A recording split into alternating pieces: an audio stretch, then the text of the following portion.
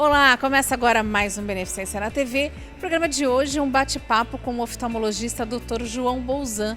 Vamos falar sobre retinoblastoma e quais os principais sinais que os pais devem ficar atentos para a criança na hora de levar a um oftalmologista.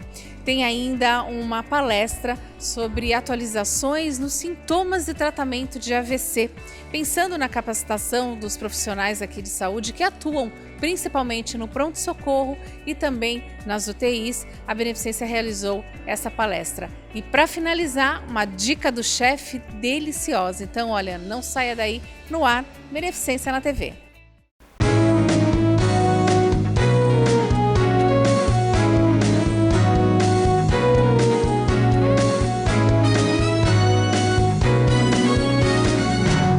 Beneficência na TV. Bom, no Beneficência de hoje eu converso com ele, que é oftalmologista, que para mim é sempre um bate-papo, é uma conversa super agradável. Dr. João Bolzan, aqui do Benevisão, né, da Beneficência Portuguesa. Tudo bem, doutor? Tudo bem, e vocês também tá bem? Você tá sempre bem, né? Obrigada, doutor. São seus olhos. Para a gente é sempre uma honra poder estar entrevistando aqui o doutor. Para mim é um prazer estar aqui, falar sobre qualquer assunto, principalmente aqueles que afetam mais a população, ou às vezes, um caso mais notoriedade, assim, é sempre bom a gente esclarecer. Pois é, doutor. Então, um dos motivos que eu chamei o senhor é porque tem saído muito na mídia, né, o caso da filhinha do colega jornalista Tiago Leifert e da esposa dele, que está com retinoblastoma e afeta as crianças, e ele fez essa divulgação até para ajudar a prevenir, né, para orientar muitos pais. Eu queria que o senhor falasse o que vem a ser isso, doutor, porque é pouco falado, né? É pouco porque é raro, né? Veja, é importante a gente entender primeiro por que isso acontece. Imagina que o olho seja uma bola. Então tem aqui. Então você tem a frente do olho, que é essa parte colorida, e o fundo do olho, que é a retina. Quando está em desenvolvimento o feto, essas células da retina, elas começam a dividir, claro, para poder crescer e formar a retina. Só que chega num certo ponto, ela tem que parar de dividir. Por que ela tem que parar de dividir? Para ficar maturada e formar a célula adulta. No retinoblastoma, é um tumor dessas células que crescem de forma descontrolada e não param de crescer formando tumor. Aliás, como todo tumor maligno, funciona assim. Existe um gene no nosso DNA que ele é responsável pelo, vamos dizer assim, encerramento dessa divisão. Quando há um defeito nesse gene, essa divisão não cessa, aí o tumor cresce, né? Porque as nossas células, elas estão programadas para crescer enquanto nós estamos na fase da criança, crescimento, e chega uma hora que para, é uma programação. No caso do retinoblastoma, ela não cessa, aí começa a aparecer o tumor. E no caso, é sempre em criança, nessa fase ainda durante bebê, ou ela pode acontecer de aparecer? Não. O retinoblastoma é um tipo de tumor eminentemente infantil. Dificilmente você vai fazer um diagnóstico só depois dos 5 anos de idade. A maior parte dos diagnósticos são feitos até 1 ano. Por isso que é fundamental aquele teste do olhinho. Por quê? Quando você tem um retinoblastoma, que é esse tumor de célula da retina, na hora que faz o teste do olhinho, que é simplesmente a luz, você jogar a luz nos olhos da criança. Isso faz já na maternidade? Não. Na hora que nasce. Aí você faz e já vê se tem algum reflexo diferente. O reflexo tem que ser aquele vermelho, que é o reflexo da retina. Se o reflexo for diferente, for branco, alguma coisa está errada. Não necessariamente um retinoblastoma, pode ser qualquer outro problema. Mas esse teste é fundamental para ser feito. O problema é quando o retinoblastoma é muito pequeno. Aí pode até no teste, que é só a luz, não ter assim... Está despercebido? Então, por isso que é fundamental, ó, nos primeiros anos de vida, fazer uma avaliação oftalmológica. Às vezes a gente pede para dilatar a pupila, aí os pais ficam com dó, mas não tem problema nenhum, porque se ele for periférico, não for central, você não vê. Entendi. Entendeu? Doutor, o Thiago, no caso do Thiago Leifert, ele comentou que ele notava que a filha não estava olhando direito para ele, parecia um pouquinho estrábica, e que durante a fotografia a foto não saía aquela luzinha do flash, né? Saía uma luzinha branca. Eu queria que o senhor explicasse isso. Então, é a mesma coisa do teste do olhinho. Isso, né? Se você vai tirar uma foto de qualquer pessoa, o centro da pupila não fica vermelho? Sim. A não ser que você tenha na sua máquina tem um negócio para tirar isso, né? Mas se não tirar, fica vermelho. Sim, a luz do flash ele fica vermelho. Por quê? É o reflexo da retina, que é vermelho, é o normal. Se não está vermelho, alguma coisa está errada. Muitas vezes a gente atende pessoas que falam, eu tirei uma foto, mas e tem um branco. Nem sempre é, às vezes é o jeito que pega tudo. Mas, se você tem alguma desconfiança, esse flash ajuda. No começo chamava-se olho de gato, quando tinha isso. E pode ser unilateral, um olho só, ou os dois olhos. Porque você tem dois tipos de retinoblastoma, principalmente. Um que é hereditário, que não necessariamente vai de pai para filho, pode pular uma geração. Então, por exemplo, se você tem alguém, eu tenho retinoblastoma, o meu filho pode não ter, o meu neto pode ter. A chance é de 50%, é alta. Agora, felizmente esse tipo de retinoblastoma hereditário é o menos comum, em torno de 25% dos casos. A maioria dos retinoblastomas é unilateral, pega um lado só, e não é hereditário. Ou seja, alguma coisa acontece, até hoje ninguém sabe o que impede, nós temos um gene, que, como eu falei, que segura o crescimento dessa célula. Esse gene não funciona, então a célula começa a crescer formando o retinoblastoma. Além desse teste do olhinho, doutor, quais são os exames para se fazer um diagnóstico mais preciso? Principalmente o exame de fundo de olho, com a pupila dilatada, de preferência, porque é criança muito pequenininha, ou o mapeamento da retina, porque aí tem que ser feito sob sedação, mas só faz isso se você desconfiar de alguma coisa. Mas uma avaliação oftalmológica é importante, porque o retinoblastoma, ele atinge de cada 15 mil nascidos, um. E na população, de um modo geral, a prevalência é de 20 por milhão, ou seja, de cada 1 milhão de pessoas, 20 podem ter o retinoblastoma. E o que é um negócio que até hoje a gente não consegue explicar, por que aqui no Brasil a incidência é o dobro do que nos Estados Unidos? Porque fatores ambientais, até que se saiba, não influenciam nisso. Então está se pesquisando nisso para ver, inclusive existem até estudos genéticos, né? Por exemplo, existe um teste que eles chamam de teste da bochechinha, já ouviu falar? Não. É como se fosse o do Covid, colhe o DNA e aí vai fazer um estudo genético para saber se esse seu gene está funcionando direito ou não. Aí você vai falar, puxa, que maravilha. Em termos, por quê? Porque o fato de você ter esse gene defeituoso não significa que você vai ter a doença. Pode ser que sim, pode ser que não, entendeu? Mas é um passo, né? É verdade. Agora, doutor, feito o diagnóstico, como é que é feito o tratamento? Bom, isso pode prejudicar que essa criança não consiga enxergar futuramente ou outro dano maior? Então, o que ocorre é o seguinte, o tratamento, quanto mais precoce ele for instituído, melhor. Chega-se até a 90% de cura. com preservação da visão, se for feito um diagnóstico bem precoce. Então, uma vez feito o diagnóstico, o que pode ser o tratamento? Se for muito pequeno, pode ser com laser, fotocoagulação, quimioterapia. Radioterapia está meio em desuso atualmente, mas é uma alternativa. E cirurgia. Agora, o perigo é esse retinoblastoma, ele entra na cavidade do olho e do olho ele pode, pelo nervo óptico, espalhar para o corpo. Por quê?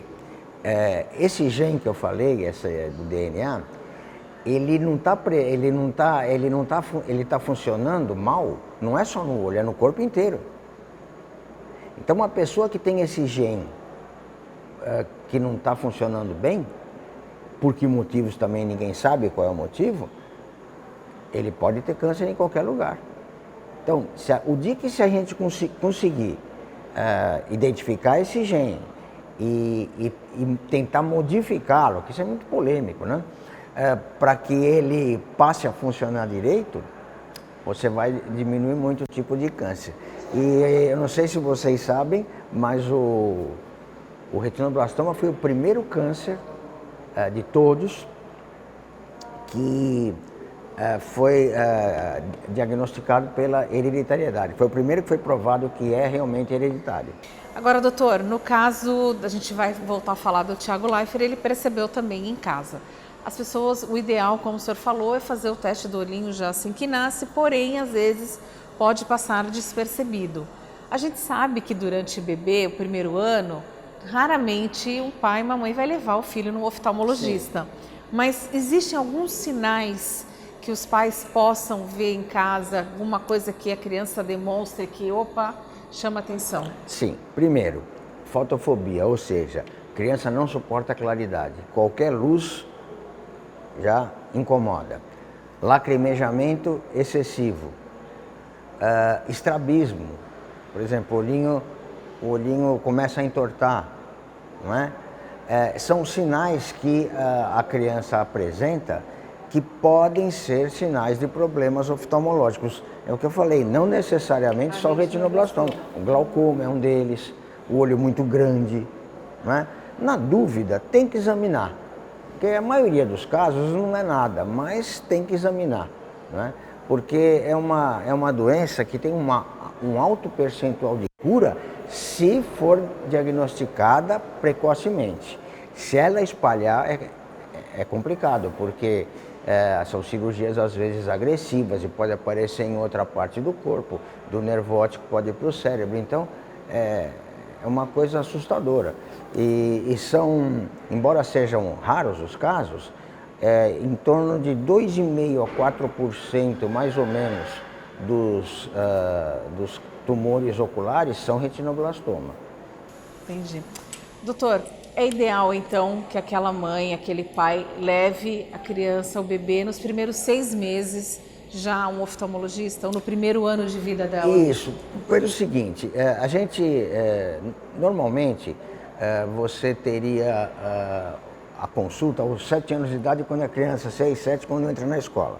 A gente já preconiza que isso seja feito entre os 4 e os 5 anos, que é quando a visão se forma. Agora, para efeito de uma prevenção de uma doença desse tipo, tem que ser antes. Né? Tem que ser antes porque o tratamento tem que ser instituído antes. Agora, também não é para ficar todo mundo apavorado e correndo, porque é uma doença rara, é uma doença grave, mas é rara, mas existe.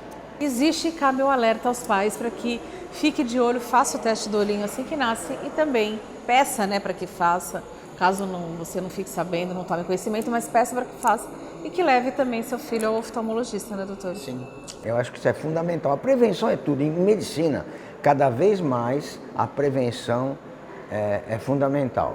Por isso que a gente frisa muito aqui, a gente tem a clínica aqui na Beneficência, em parceria com a Beneficência há muitos anos já, e a gente frisa muito essas campanhas de prevenção, de conscientização, E nisso a gente tem um apoio muito grande do Ademir, da diretoria, para que a gente faça esse tipo de prevenção. Porque depois que a doença se instala, tratamento existe? Existe, mas é muito mais difícil. Isso vale para qualquer doença.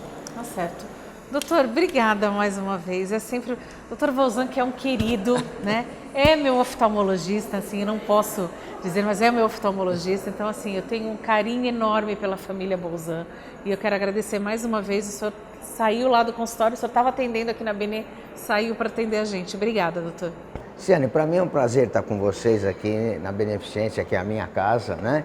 E com você, que é minha grande amiga há muitos anos, e sempre que precisar, eu estou à disposição para qualquer esclarecimento. Certo. Obrigada, doutor, mais uma vez. E olha, não sai daí. Próximo bloco eu volto com mais Beneficência na TV. Até já. Estamos apresentando Beneficência na TV. Há 162 anos presente em nossos corações.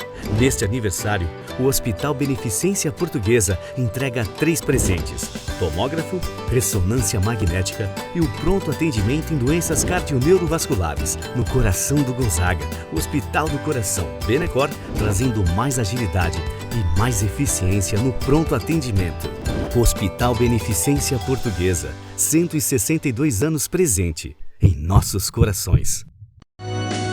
Voltamos a apresentar Beneficência na TV.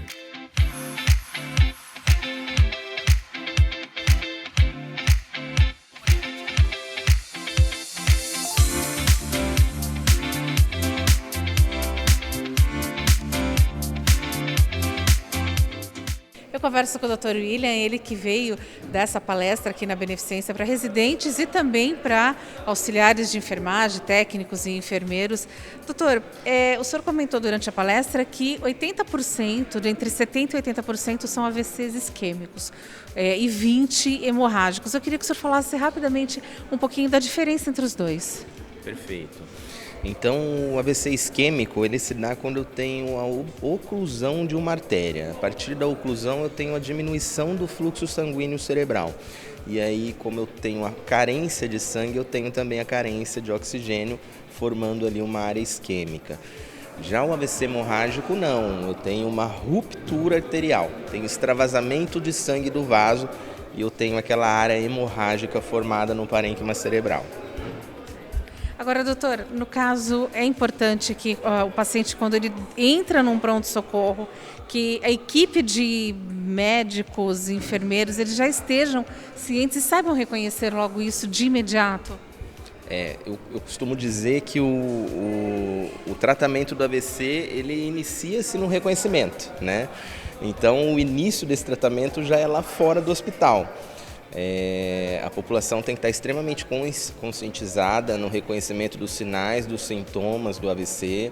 Todos os anos são feitas campanhas, até patrocinadas pelo governo federal, para estar instruindo essas pessoas, a população, os leigos, a estarem reconhecendo aí um provável candidato, um provável paciente que possa estar tendo um AVC. Né?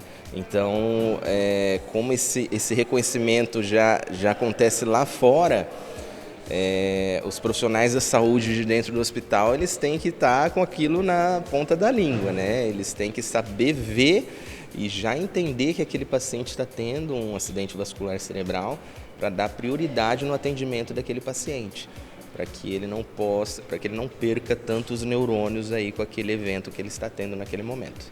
O senhor falou em reconhecer, as pessoas têm que reconhecer. É importante que quem esteja próximo saiba reconhecer alguns sinais para que possa imediatamente chamar um atendimento, encaminhar para um hospital.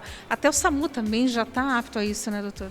Exatamente. Hoje o que nós preconizamos é que se algum indivíduo reconhecer que um paciente esteja tendo um AVC, então aqueles sinais clássicos, né, a boca torta, a fala enrolada, perda de força do lado direito ou do lado esquerdo, esse sintoma sendo reconhecido, ele tem que procurar o socorro imediatamente. Os profissionais do SAMU estão aptos aí a estar reconhecendo aí esse provável AVC através das palavras de uma pessoa leiga, né? Determinadas palavras que eles citam, os profissionais podem identificar o AVC para dar prioridade nesse atendimento. E o quanto antes esse paciente for enviado a um serviço de saúde estruturado, que tenha condições de tratar o AVC, é melhor para o paciente. As primeiras 4h30 são as primordiais, doutor? Precordiais. Hoje, quando eu falo em tratamento medicamentoso, eu tenho até 4h30 para tratar. Né? Aí, o quanto antes eu tratar, maior o benefício desse doente. Né? Eu costumo até brincar, às vezes o paciente chega lá com 1 hora no hospital, a equipe fica tranquila, tem mais 3h30 para tratar. Não é assim. O paciente chegou, é uma corrida contra o tempo. Por quê? Porque quanto antes eu fizer esse tratamento, maior o benefício para esse paciente, menor a sequela que ele vai ter depois. Tá?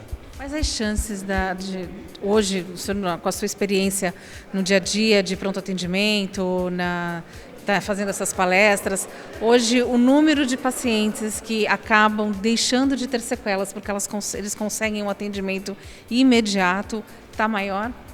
Está maior. Se esse paciente for bem atendido, for bem encaminhado e o atendimento for muito ágil, a chance dele reverter é muito grande, tá? É aquele paciente que, se não fosse submetido ao tratamento, ele iria ficar acamado, com déficit motor, às vezes com traqueostomia, com sonda, acamado. E aí, quando a gente trata esse doente num tempo curto, a gente consegue reverter tudo isso e ele é devolvido para a sociedade, para a família, para o trabalho dele, ele consegue continuar trabalhando, sustentando os seus entes queridos. Então, é muito importante que todo mundo tenha consciência disso. Doutor, pacientes hipertensos, as chances deles são maiores de que uma pessoa que não seja hipertensa. Necessariamente, a pressão tem que estar alta? Na hora do AVC, a pressão está sempre alta ou não? O que acontece, né? Aí a gente está falando, por exemplo, no AVC isquêmico, eu tenho a oclusão de uma artéria e diminuição do fluxo sanguíneo cerebral. Então, fisiologicamente, o próprio organismo do indivíduo, ele aumenta a pressão para tentar manter aquele fluxo sanguíneo lá no cérebro. Então, na fase aguda do AVC, o paciente ele tende a estar com a pressão mais alta e ele tem que ficar com a pressão mais alta mesmo para manter aquele fluxo sanguíneo cerebral. É errado a gente abaixar essa pressão, porque é um mecanismo fisiológico. Se eu abaixo a pressão desse paciente nesse momento, eu vou diminuir ainda mais o fluxo sanguíneo cerebral dele, eu vou acabar piorando o AVC dele. É claro que se a pressão estiver muito alta, acima, uma sistólica acima de 180, aí eu tenho que tratar e diminuir um pouco essa pressão, porque senão tem o risco de transformação hemorrágica daquela área isquêmica também. Doutor, o senhor falou dos sintomas, da perda, às vezes, da fala, ou falar complicado, às vezes uma paralisação facial. Dor de cabeça, doutor, porque às vezes a pessoa tem aquela dor de cabeça forte, toma um remédio e vai dormir. Quando que essa pessoa está com uma dor de cabeça, ela deve procurar um atendimento? O atendimento médico relacionado à dor de cabeça, cefaleia, é quando essa dor é muito intensa, quando ela é súbita e quando ela é diferente daquela dor de cabeça que a pessoa está habituada. Isso são sinais de alarmes com relação à cefaleia. Então, o AVC ele pode dar dor de cabeça? Pode, porque eu tenho um edema, eu tenho um inchaço em determinada região do cérebro. O AVC hemorrágico pode dar dor de cabeça, porque eu tenho extravasamento de sangue no cérebro, aquilo irrita o cérebro e dá dor, tá? Então, o paciente que ele tem uma dor de cabeça fora do padrão habitual, ele tem que sempre procurar o atendimento.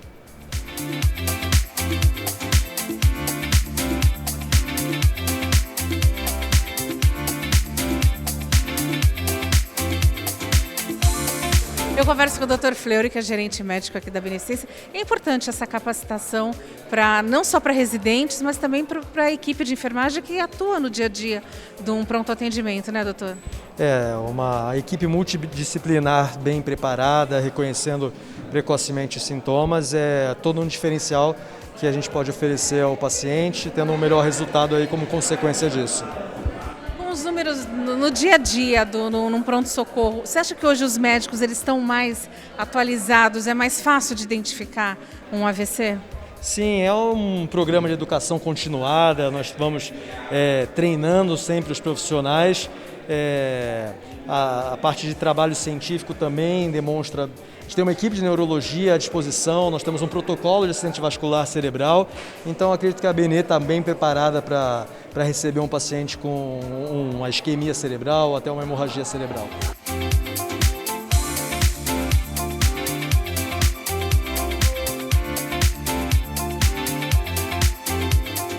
ajuda muito, assim, nas primeiras horas, né, que ele explicou, que pra gente é muito importante, né, então esclareceu, assim, dúvidas que a gente tinha, né, que pra gente vai ser muito importante a partir de agora, nos primeiros momentos, para contribuir, né, para o paciente ter a recuperação. Uma boa recuperação. Eu estava até comentando com minhas colegas de trabalho que foi muito enriquecedor, né?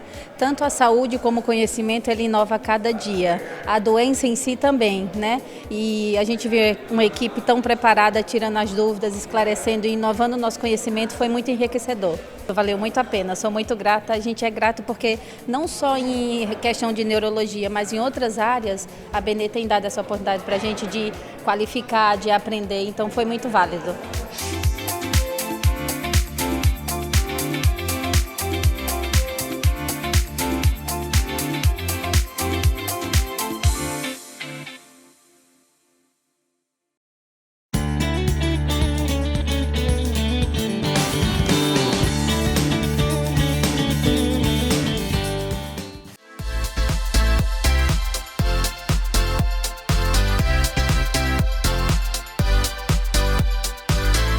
Oi pessoal, tudo bem? Aqui estamos para mais uma dica e dessa vez nós vamos dar uma dica de um bolo para o café da tarde, para um chá, convidar os amigos.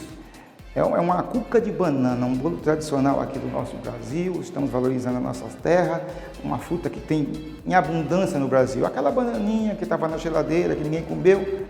Vamos fazer uma cuca de banana que é um bolo muito saboroso. Nós vamos preparar antes uma farinha de cuca. Para quem não sabe, uma farinha de cuca é composta de uma xícara de trigo, uma xícara de açúcar, uma pitada de canela, uma colher de chá de canela e mais ou menos umas 70 gramas de margarina, de manteiga ou margarina. Amassamos tudo, passamos na peneira, deixamos de lado. Aqui está a nossa farinha de cuca. Agora nós vamos preparar a massa. De que forma? Nós vamos precisar de 4 ovos, 2 xícaras de açúcar, 2 xícaras de farinha, nós vamos precisar de um copo de leite, aproximadamente 180 ml, nós vamos precisar de 100 gramas de manteiga ou margarina, fica a seu critério, e uma colher de sobremesa de fermento e algumas gotinhas de baunilha. De que forma preparamos essa massa? Colocamos o açúcar na batedeira e a manteiga ou margarina e batemos por uns 5 minutos até que forme um creme esbranquiçado e homogêneo. E na sequência vamos acrescentando os 4 ovos, mais um a um. E a batedeira continua batendo e nós acrescentando os ovos um a um, até aí os 4 ovos. Deixamos bater por mais ou menos uns 5 minutos. E aí nós vemos com a farinha peneirada, junto com o fermento peneirado. E aí nós acrescentamos o leite nessa massa, sem a batedeira estar ligada. Vamos mexer com o fouet. Colocamos o leite nessa massa e vamos colocando a farinha aos poucos e mexendo a farinha e mexendo essa massa. Vai ficar uma massa homogênea, lisa, bonita. E aí nós colocamos numa forma enfarinhada, untada e enfarinhada, e levamos ao forno por aproximadamente 30, 35 minutos a uma temperatura de 180 graus.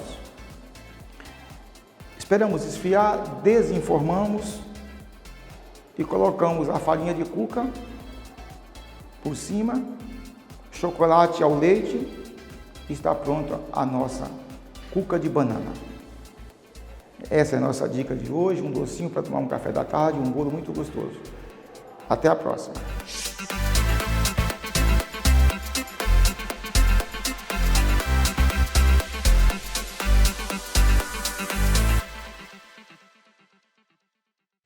Tá aí, que dica deliciosa do seu Zé, hein? Uma receita, ó, pra lá de gostosa. Então aproveita o final de semana e faz a receita. Se você quiser rever essa ou outras matérias do Beneficência na TV, é só acessar as nossas redes sociais. Os endereços estão aparecendo no seu vídeo. Na próxima semana, nosso encontro é nesse mesmo dia e horário para mais um Beneficência na TV. Até lá!